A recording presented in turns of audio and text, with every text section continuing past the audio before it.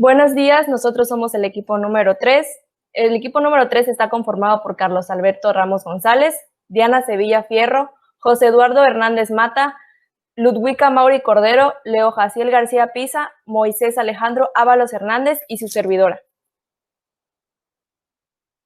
Como primer tema tenemos el desarrollo de la perspectiva teórica, que conlleva a otros subtemas como lo es la revisión de la literatura y construcción del marco teórico. ¿Qué es el desarrollo de la perspectiva teórica? El desarrollo de la perspectiva teórica es un proceso y un producto, es decir, un proceso de inmersión en el conocimiento existente y disponible, que puede estar asimismo vinculado con nuestro planteamiento del problema y un producto. Tenemos que, cuando ya tenemos planteado nuestro problema de estudio, ya se tienen los objetivos y las preguntas base de investigación, es cuando tenemos que pasar al siguiente punto y el más importante, que consiste en sustentar teóricamente el estudio o nuestro tema. Eso implica exponer y analizar las teorías, las conceptualizaciones, las investigaciones previas y los antecedentes. Esto quiere decir que nosotros podemos ocupar cualquier medio para llevar a sí mismo nuestra investigación, pero tiene que estar debidamente fundamentada, es decir, de fuentes más que nada confiables. Sí podemos hacer uso del Internet, pero hay fuentes que realmente no están 100% confiables y no son verídicas. En este caso se recomienda usar lo que son las enciclopedias, libros que tengan más que nada autores y que sean pues conforme a lo que nosotros realmente buscamos. Tampoco se trata de poner cosas que no van ni al caso. Tenemos que cuáles son las funciones del desarrollo de la perspectiva. Cumple con 7 principales funciones. La primera ayuda a prevenir errores que se han cometido en otras investigaciones. Es decir, que cada investigación que nosotros llevemos a cabo nos va a servir como un sustento en errores que nosotros tengamos para no cometer en la siguiente. La 2 es orienta sobre cómo habrá de realizarse el estudio. En efecto, al acudir a los antecedentes podemos darnos cuenta de cómo se ha tratado un problema específico de investigación. Es decir, que con los antecedentes previos hechos de nuestro tema, nosotros podemos deducir en qué lugares o en qué contexto se ha podido llevar a cabo, cómo se recolectan esos datos, qué tipo de participantes están o qué tipo de caso es el que llevan y qué clase de estudios son los que se han efectuado. En el número 3, tenemos que amplíe el horizonte del estudio o guía al investigador para que se centre en su problema y evite desviaciones del planteamiento original. Nosotros podemos investigar muy a fondo nuestro tema, pero siempre hay que tener la idea de lo que queremos, de la idea principal, para no echar tanto rollo y no desviar el tema de nuestro planteamiento original. Tenemos que documenta la necesidad de realizar el estudio. El 5 conduce al establecimiento de hipótesis o afirmaciones que más tarde habrán de someterse a prueba en la realidad o nos ayuda a no establecerlas por razones bien fundamentadas. Como en toda tesis o investigación, nosotros tenemos que hacer una previa hipótesis de lo que queremos llevar a cabo específicamente en nuestro tema, que eso ya se les explicará más adelante una compañera. El 6 es que inspira nuevas líneas y áreas de investigación. El 7 provee de nuevo un marco de referencia para interpretar los resultados del estudio, aunque podamos no estar de acuerdo con dicho marco o no utilizarlo para explicar nuestros resultados, que es un punto de referencia. ¿Qué etapas comprenden el desarrollo de la perspectiva teórica? Tal desarrollo usualmente comprende 2 etapas. La primera, que es la revisión analítica de la literatura correspondiente, y la segunda, que es la construcción del marco teórico, lo que puede implicar la adopción de una literatura. ¿En qué consiste la revisión? Creo que esto es un punto que tenemos demasiado claro, ya que la revisión la llevamos a cabo en muchos términos o temas y no solo en un programa de investigación o en una tesis. Nosotros antes de querer hacer algo tenemos que revisarlo para saber que está de la manera correctamente escrita o que tiene los suficientes signos de interrogación y la ortografía correcta. Nos dice que la revisión de la literatura implica detectar, consultar y obtener la bibliografía o referencias y otros materiales que sean útiles para los propósitos del estudio.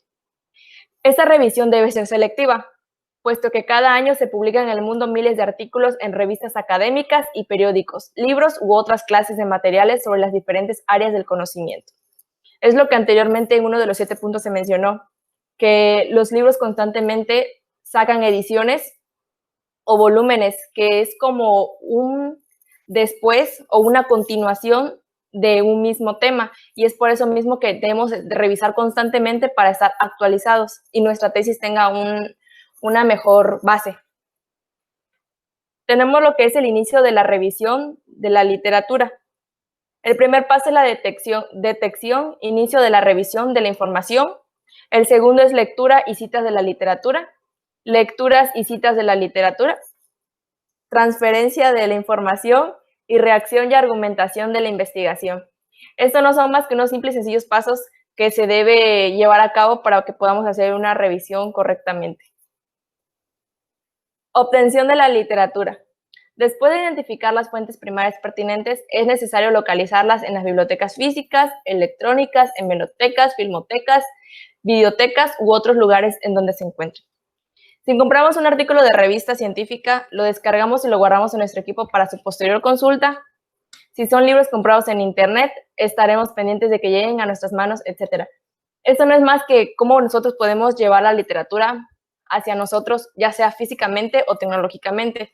Y yo creo que en la actualidad, pues muchas personas se les hace más fácil descargar libros en PDF y imprimirlos, u otros comprarlos porque están más metidos en lo que es la lectura y les gusta hojear un libro, tener la fuente de donde el autor se basó, el país en el que se hizo, no sé. La verdad, existen demasiadas maneras para lograr llevar la lectura hacia nosotros. Tenemos lo que es la consulta de la literatura. Una vez que se han localizado físicamente las referencias de interés, se procede a consultarlas. El primer paso consiste en seleccionar las que serán de utilidad para nuestro marco teórico específico y desechar las que no nos sirvan. En ocasiones, una fuente primaria puede referirse a nuestro problema de investigación, pero no sernos del todo útil, porque no enfoca el tema desde el punto de vista en el que nosotros pretendemos establecer. Esto no es más que nada que la manera en que nosotros escojamos llevar a cabo la lectura de nuestro tema o la investigación, pues sencillos pasos en lo que nosotros podemos sacar ideas principales o solo buscar palabras claves que queremos que conlleven a nuestra investigación para así hacerla más amplia. Tenemos lo que es la revisión de una referencia primaria. Primero tenemos el planteamiento del problema e hipótesis. Paradigma del investigador, diseño, muestra, que lleva tamaño, características de participantes, método de selección utilizado. Seguidamente tenemos lo que es la estrategia de análisis y tipos de análisis realizados. Y por último, los resultados y la observación. Todos esos puntos los hemos ido viendo conforme han pasado las exposiciones.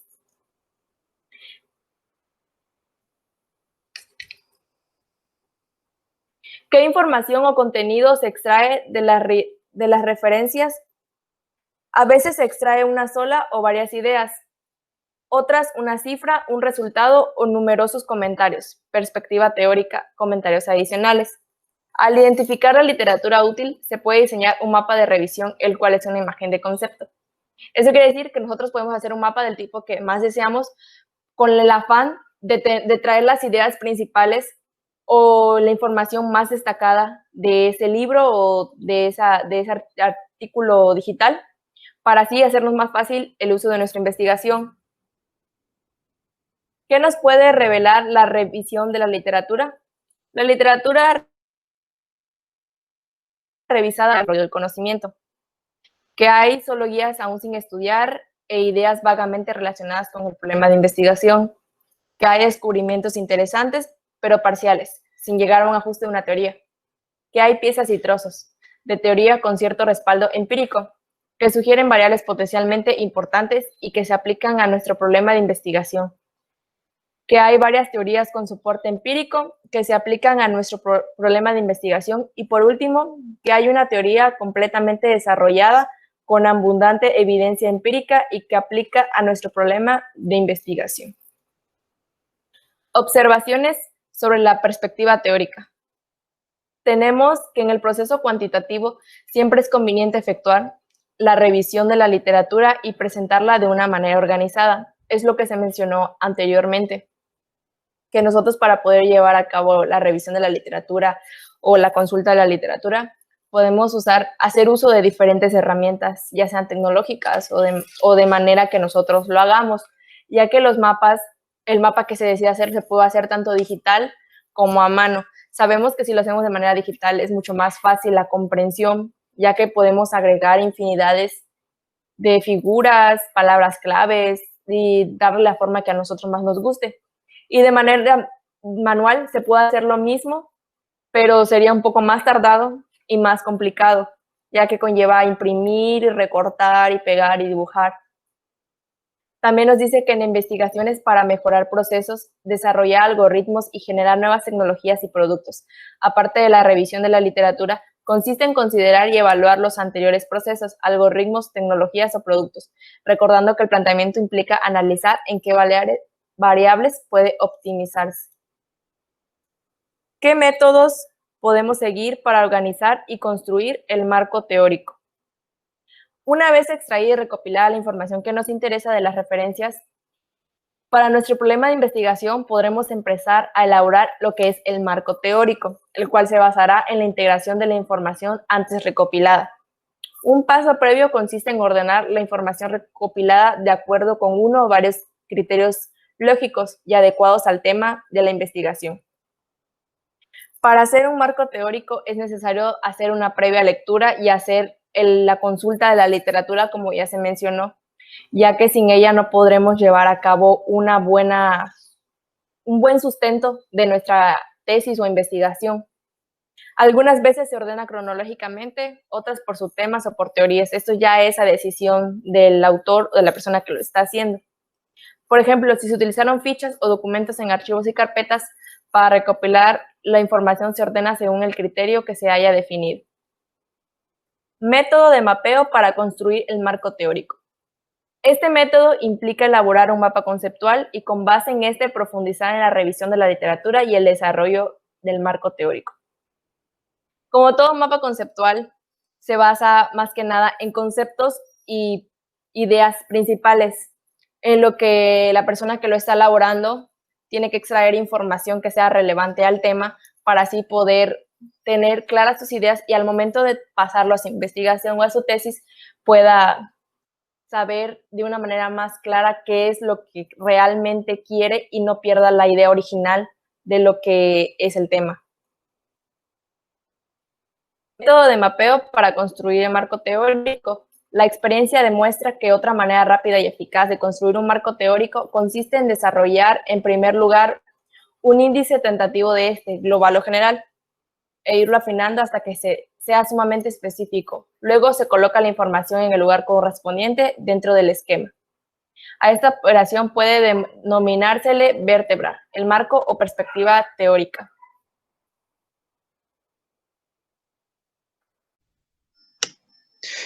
Muy buenas tardes, yo soy Leo Jaciel y pues a mí me tocó ¿cuántas referencias deben usarse para el marco teórico? Bueno, esto depende prácticamente del cómo se plantea el problema.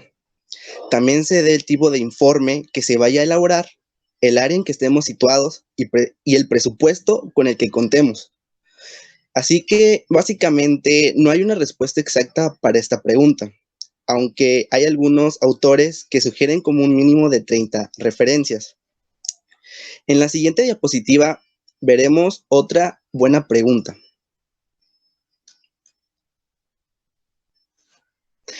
¿Qué tan extenso debe ser el marco teórico? Bueno, aquí también es una buena pregunta, ya que son múltiples factores que se deben determinar para la extensión de un buen marco teórico. Algunas recomendaciones para elaborarlo son que si es un marco teórico de propuesta, debe llevar entre 8 a 15 cuartillas. Si es para una revista científica, entre 6 a 12 cuartillas. Para la tesis de licenciatura o maestría, de 20 a 40. En disertaciones doctorales, de 40 a 50. Esto es según Creswell. Siguiendo con esto, Sabin, Baden y Major pensaban que una extensión aproximada era de 10,000 palabras que se deberían desarrollar entre 4 a 5 apartados fundamentales. A continuación, los dejo con mi compañero Eduardo. Correlacional o explicativo. Ok, continuamos con el tema número 2, que es definición del alcance de la investigación que se realizará. Estos son exploratorio, descriptivo, correlacional o explicativo. Empezamos con una pregunta. ¿Qué alcances puede tener el proceso de investigación cuantitativa? Recordemos que un proceso de investigación cuantitativa, como se dijo en la exposición anterior, es aquel proceso de investigación que no lleva factores medibles como su contraparte, que es la cualitativa. Una cuantitativa no utiliza gráficas, tablas, no son factores medibles. Estos son más como teóricos, son más como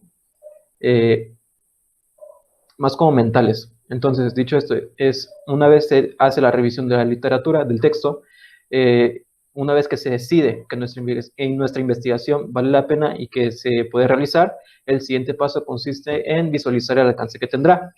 Como tal, comentamos que a ediciones anteriores del libro no se deben considerar pues, los alcances como tipos de investigación, ya que, más que una clasificación, constituyen un continuo de causalidad que pueden tener un estudio. Aquí tenemos una pequeña imagen que nos describe los alcances que puede tener un estudio cuantitativo. Empezamos con el exploratorio, descriptivo, correlacional y explicativo. Estos son desenlaces que puede tener una investigación cuantitativa. Okay, siguiendo, tenemos también los alcances de la investigación. Otra imagen también nos genera lo que es la investigación descriptiva, investigación correlacional, investigación explicativa. Todo esto está relacionado junto con la investigación exploratoria. Por lo general, antecede a las demás investigaciones. Investigación, la descriptiva, correlacional y explicativa, termina en exploratoria, que como nos describe, por lo general anteceden las demás investigaciones.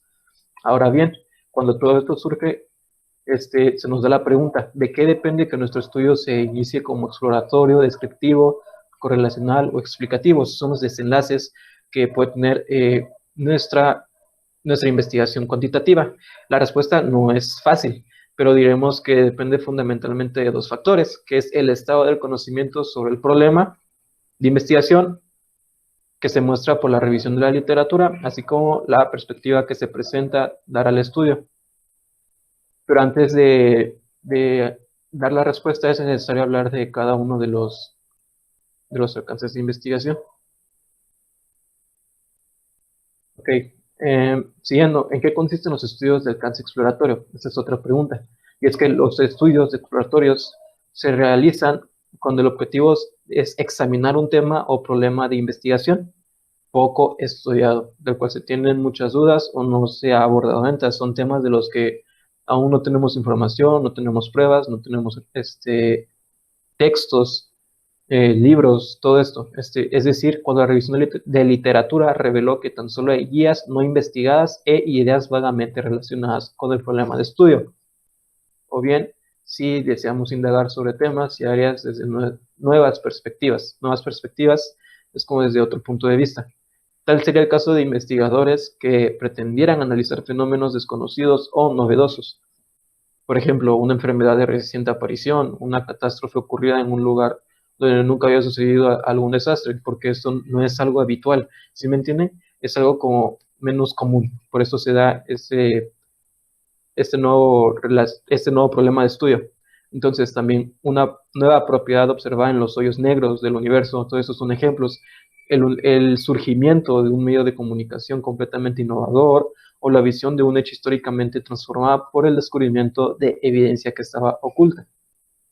Siguiendo con otra pregunta, ¿en qué consisten los estudios de alcance descriptivo? Y esto con frecuencia es la meta del investigador, consiste en recibir fenómenos, situaciones, contextos y sucesos. Esto es detallar cómo son y se manifiestan. Con los estudios donde se describen, se busca especificar las propiedades, las características y los perfiles de personas. así como los grupos, comunidades, procesos, objetos o cualquier otro fenómeno que se someta a un análisis. Se dice, es decir, también que únicamente pretenden medir o recoger información de manera independiente o conjunta sobre los conceptos o las variables a las que se refieren. Esto es, su objetivo no es indicar con cómo se relacionan estas, no es indicar cómo se relacionan estas. Siguiendo, ¿en qué consisten los estudios de alcance correlacionales? Ese es va después de los descriptivos. Y es que los estudios correlacionales pretenden responder a preguntas de investigación, como las siguientes. Cómo aumenta la autoestima de los pacientes conforme reciben una psicoterapia gestálica. Estos que vemos aquí son ejemplos.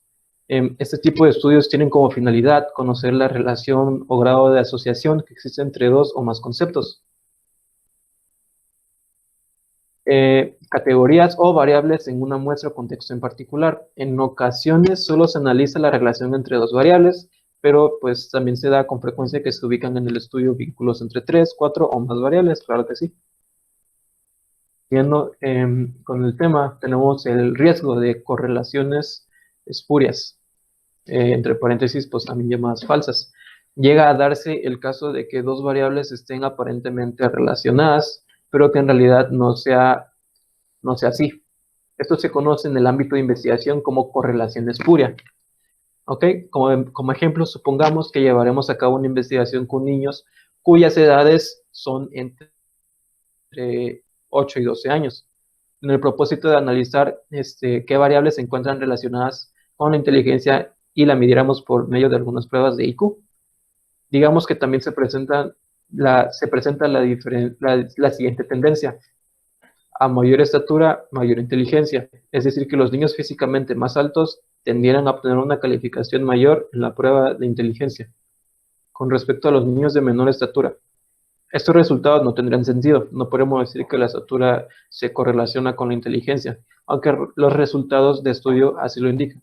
Esto suele suceder porque muchas veces tenemos la idea de que tenemos los paradigmas de que esto sucede así porque así es como lo tenemos previsto, pero no es así. Con la investigación se llega a la conclusión final de que solamente son paradigmas erróneos que tiene la comunidad científica, que se dan dentro de las explicaciones, dentro de las investigaciones cuantitativas. Entonces, siguiendo con otra pregunta, ¿en qué consisten los estudios de alcance explicativo? ¿Ok? Y los estudios explicativos van más allá de la descripción de conceptos o fenómenos del establecimiento de relaciones entre conceptos. ¿Qué quiere decir esto? Bueno, pues quiere decir que están dirigidos a responder por las causas de los eventos y fenómenos físicos o sociales, como dice su nombre. El interés se centra en explicar por qué ocurre un fenómeno natural y en qué un fenómeno cualquiera puede ser un fenómeno natural o en qué condiciones se manifiesta o por qué se relacionan dos o más variables. Aquí también se da la explicación de por qué son también correlativos, o sea, es decir, que no están bien relacionados, como lo dijimos en la diapositiva pasada. Siendo en qué consisten los estudios de alcance correlacionales, y pues los estudios correlacionales pretenden responder a preguntas de investigación, como las que ya dijimos anteriormente. Entonces, esto ya lo vimos. Y pues podemos decir que una misma investigación puede tener diferentes alcances. Es una pregunta que nos podemos hacer. Y eso sí, algunas veces una investigación puede caracterizarse como básicamente exploratoria, descriptiva, correlacional o explicativa, pero no situarse únicamente como tal. Esto es, aunque un estudio sea en esencia exploratorio, contendrá elementos descriptivos, o bien un estudio correlacional incluirá componentes descriptivos, y lo mismo ocurre con los demás alcances. Esto pasa porque ambos son, todo esto es un método de investigación, tanto cuantitativa como cualitativa, están relacionados. Entonces aquí podemos saber que el exploratorio puede tener elementos descriptivos, o bien un estudio correlacional incluirá componentes descriptivos. Todo esto porque no hay problema con que se incluyan. Pueden incluirse errores dentro de las descripciones, dentro de los modelos de investigación, tanto en esencia exploratorio como en los descriptivos, correlacional, todo esto. Tenemos una pequeña imagen que nos manifiesta los alcances de la investigación científica, o sea, exploratoria, descriptiva, correlacional y explicativa, que es lo que acabamos de abordar en las diapositivas pasadas. Y siguiendo con la siguiente diapositiva, a continuación vamos a mencionar de qué depende que una investigación se inicie exploratoria, descriptiva, correlacional o explicativa. Bueno, aquí se tiene que tener en cuenta dos cosas: el sentido y la perspectiva que le queremos dar al estudio. Tomando en cuenta ya todo esto, podremos darnos una buena idea del cómo queremos iniciar y también del cómo queremos darle aquel sentido al que queremos llegar sobre esto. En la siguiente veremos otra buena pregunta.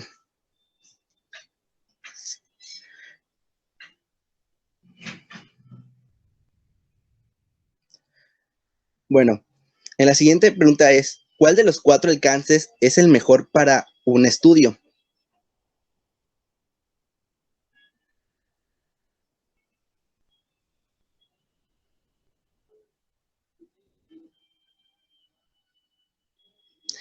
Bueno, en esta pregunta es algo común que se haga, ya que la respuesta es algo simple, ya que los 4 alcances del proceso son muy válidos e importantes para el estudio, ya que ellos han contribuido para el avance de diferentes ciencias. Por ello, cada uno tiene su objetivo y su razón de ser. A continuación, en el siguiente tema, los dejo con mi compañera Ludwika.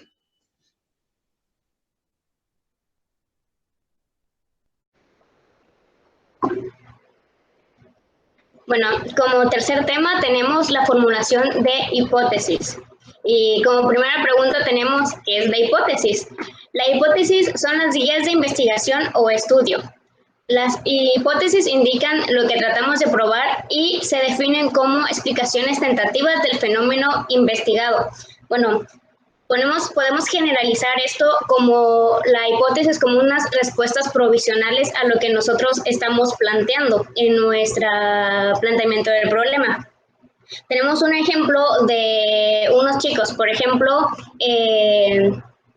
Carlos y Laura. Vamos a hacer que Carlos tenga la pregunta en la cual quiere saber si él le gusta a Laura. Entonces, esto para él es una hipótesis, porque nosotros en la vida cotidiana siempre tenemos hipótesis, aunque no parezcan, no tenemos la idea de que realmente estamos haciéndonos una hipótesis en la cabeza, pero siempre tenemos preguntas y siempre queremos tener una respuesta, pero como antes se mencionaba, son respuestas provisionales. Entonces, la hipótesis de Carlos sería, puede que nada más le guste mi forma de ser, pero no lo puede saber todavía. Entonces, hasta que él no salga con Laura, él no va a saber si a él le gusta a ella. Entonces, ahí es donde entra la comprobación y si es verdad la hipótesis que él tiene. Bueno, vamos a seguir con otra pregunta. En toda investigación cuantitativa debemos plantear una hipótesis. Bueno, pues aquí la respuesta es no, porque no todas las investigaciones cuantitativas se plantean una hipótesis. Todo esto depende del alcance de estudio que estas vayan a tener. No todas las investigaciones son iguales. Cada una tiene diferentes temas y pues por consiguiente no es lo mismo. Aquí vamos a analizar en esta pequeña tablita cuál es el alcance de cada uno y cuál es la formulación de hipótesis que estas tienen. Por ejemplo, el exploratorio no se formulan en hipótesis. El descriptivo solo se formulan hipótesis cuando se pronostica un hecho o un dato. El correlacional se formulan hipótesis correlacionales y el explicativo se formulan hipótesis causales. Más adelante vamos a ver de qué trata cada una de estas. Y bueno, otra pregunta más. ¿Las hipótesis son siempre verdad? Y pues una vez tenemos más la respuesta de no, porque no necesariamente son verdaderas. Veíamos anteriormente que son respuestas provisionales. Esto quiere decir que no es algo definitivo, no es algo real, de cierta manera. O sea, pueden serlo o no pueden serlo. y pueden o no comprobarse con otros datos. Entonces, tenemos esa respuesta tan clara. No precisamente pueden ser siempre verdad. En el ámbito de la investigación científica, la hipótesis son proposiciones tentativas acerca de las relaciones entre dos o más variables y se apoya en conocimientos organizados y sistematizados. Una vez que prueban la hipótesis, tiene un impacto en el conocimiento disponible que puede modificarse y por consiguiente pueden surgir nuevas hipótesis. Por esta razón, no siempre pueden ser una verdad. Vamos a otra segunda. Ay, yo me confundí. ¿Pueden pararle? Os lo repito.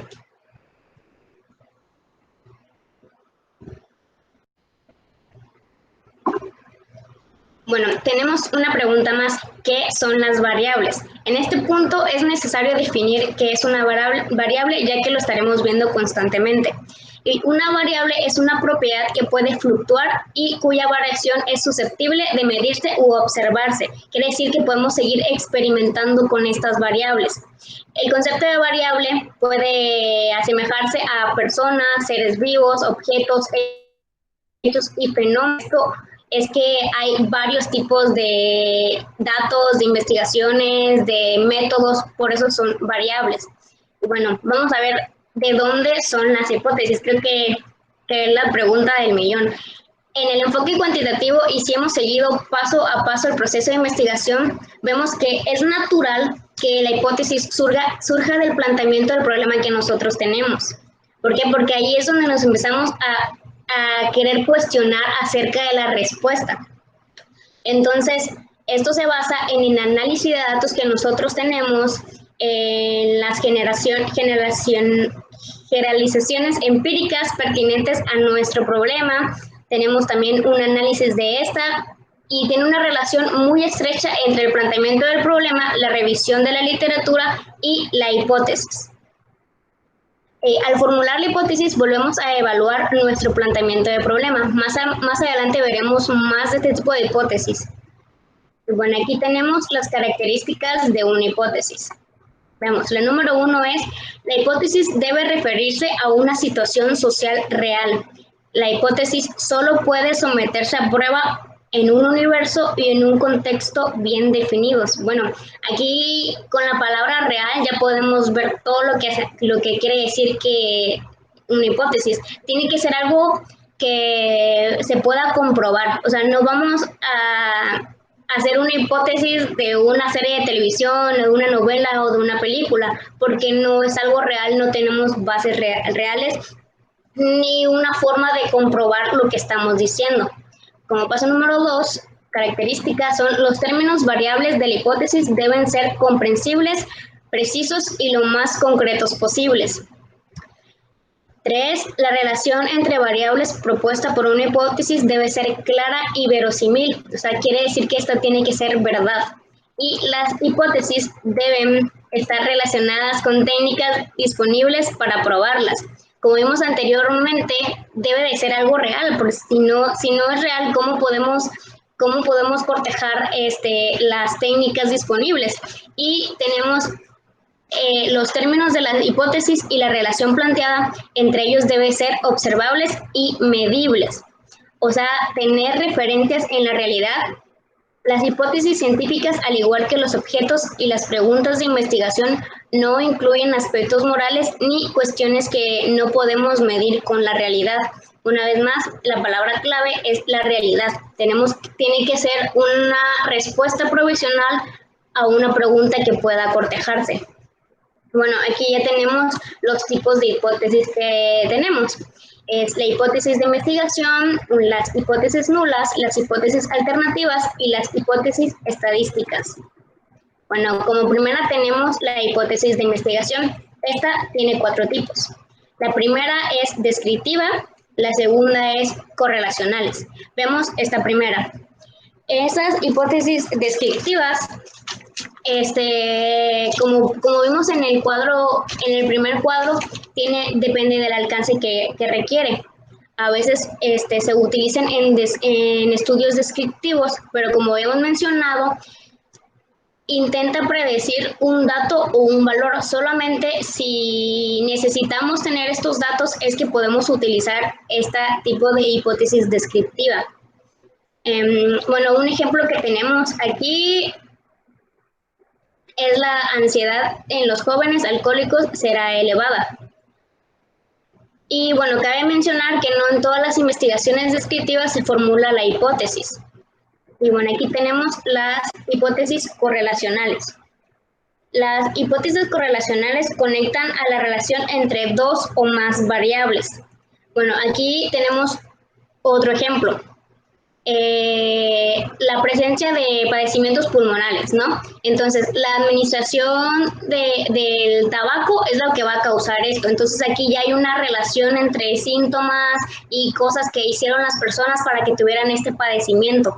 Actualmente podemos poner ejemplo del COVID. También hay una relación entre los síntomas de las personas para llegar a tener para llegar a ser positivos a esta enfermedad. Entonces se relacionan. Vamos al tercero, que es la hipótesis de la diferencia entre grupos. Bueno, esta hipótesis se formula en la investigación cuya finalidad es comparar grupos. Otro ejemplo que podríamos poner es lo que estamos haciendo precisamente en este momento. Exposiciones virtuales, exposiciones presenciales. Aquí ya hay dos grupos. Entonces podemos hacer una comparativa de qué eficacia tienen esas exposiciones o estas clases virtuales o presenciales, qué tanto nos afectan a nosotros como estudiantes, si estamos comprendiendo los temas de esta manera o no. Esa es la comparativa que hace esta hipótesis.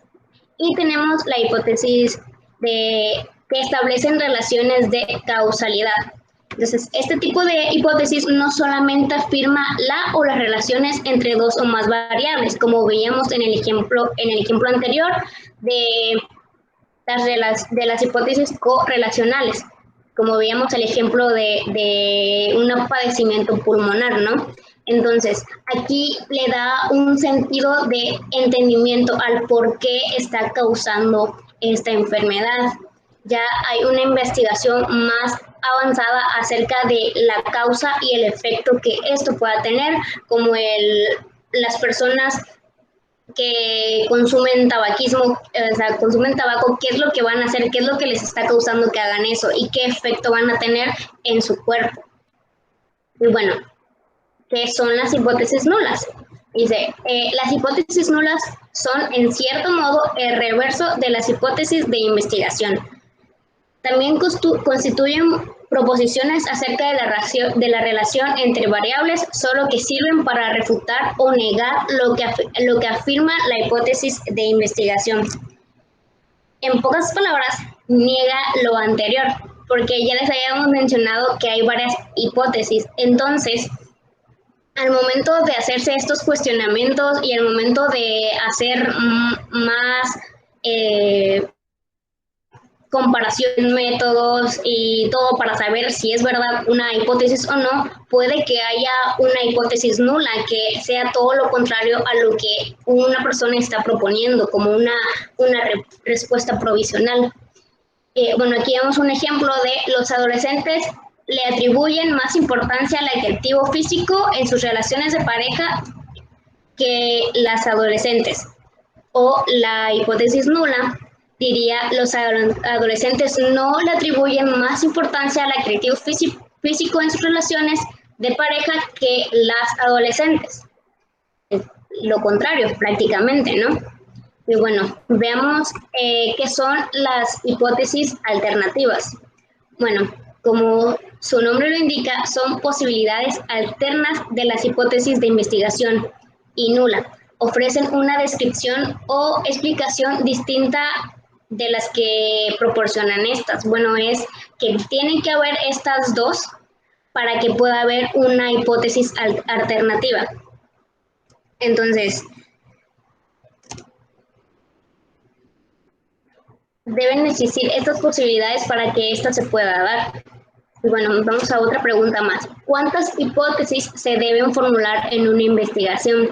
Creo que con tantas hipótesis pareciera que estamos bien, estamos mal, no sabemos cuántas poner si son muchas o son pocas, pero la conclusión es que cada investigación, como decíamos al principio, es diferente.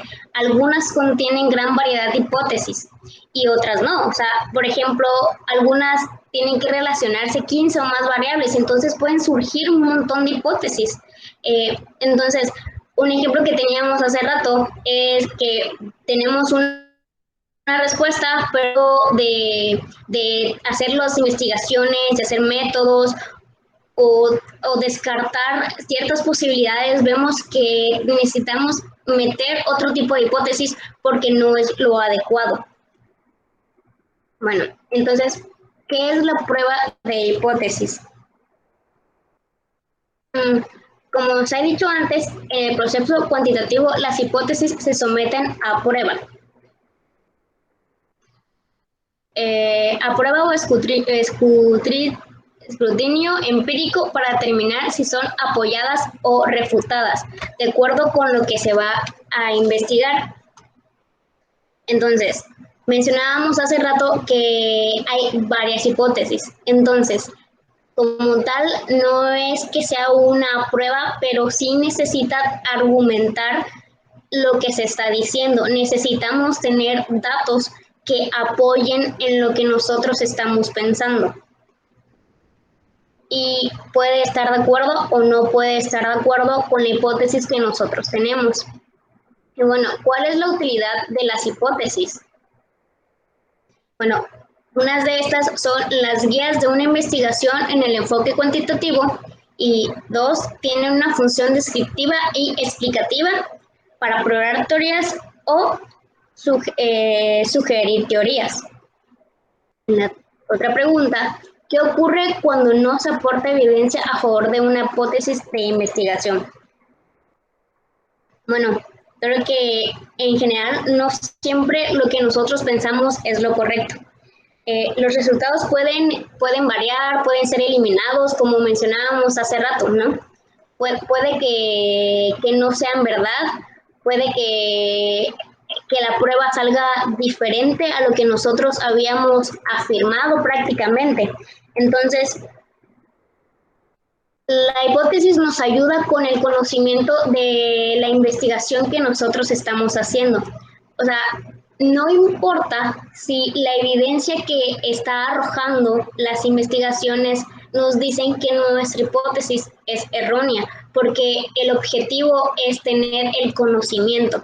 Entonces, sea verdad o no, nosotros ya tenemos una utilidad al hacer estas preguntas, al darnos estas respuestas como hipótesis, porque ya nos agregamos el conocimiento del problema y pues buscar una solución.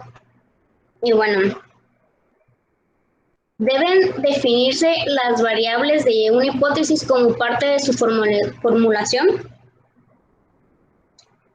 Y bueno, al proponer una hipótesis es indispensable definir las variables que se incluyen por varios motivos,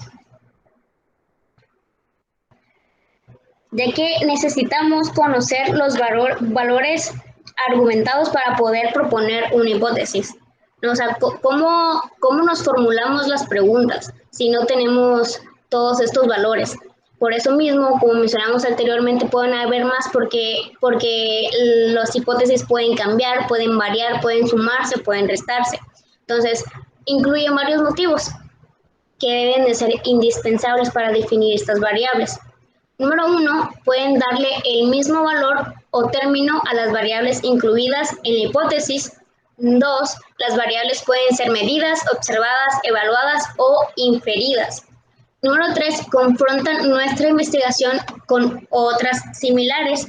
Y número 4, determinan adecuadamente la conclusión de nuestra investigación. Como siguiente diapositiva tenemos la definición conceptual o constitutiva. Bueno, ¿qué es una definición conceptual? Esto trata a la variable con otros términos. Esto quiere decir, se trata de definiciones de diccionarios o de libros especializados que describen la esencia o las características de una variable, como objeto o fenómeno que se le denomina definiciones reales. En la siguiente diapositiva veremos lo que son las definiciones operacionales. Bueno, una definición operacional debe constituir un conjunto de procedimientos que deben descubrir las actividades que un observador debe realizar para tener una percepción de las impresiones sensoriales que le indicarán la existencia de un concepto teórico que tenga ya sea mayor o menor grado. Esto quiere decir que las actividades u operaciones deben realizarse de acuerdo a lo indicado, para que pueda medir lo posible variable y poder interpretar los datos que se vayan recolectando conforme a la información. Y bueno, como hemos visto aquí en esta exposición, podemos decir que el desarrollo consiste en sustentar teóricamente el resultado una vez que se ha planteado el problema de investigación. Y el alcance resulta de la revisión de la literatura y de la perspectiva del estudio de los objetos del investigador para que pueda combinar todos esos elementos en solo uno. Y la hipótesis. Podemos decir que la hipótesis es una guía o estudio que indica lo que queremos probar mediante investigaciones. También nos dimos cuenta que no solamente existe un tipo de hipótesis, sino hay una variable de ellas. Con esto concluimos la exposición. Nosotros somos el equipo número 3 y gracias por verla.